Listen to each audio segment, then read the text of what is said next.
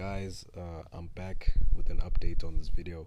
So as you can see, this is what I was talking about, that I trade this indicator using structural analysis, your technical analysis, such as your trend lines.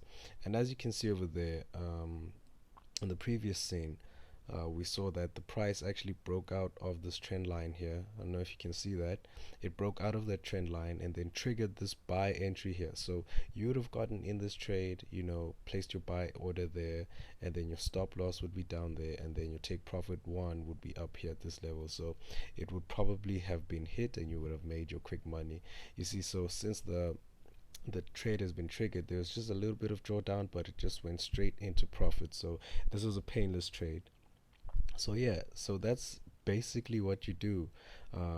That's how you trade with this Fibo Quantum. That's how you actually make money with it. This is how you leverage it and do make the most of it. And this is how you just filter out the good trades from the bad trades, by incorporating price action and technical analysis. Okay, I hope you learned something in this video. And if just another reminder, if you're still interested in this indicator, there's a link in the description that's going to take you to the download page. So just make sure, if you're interested, just copy that and then it will be good to go.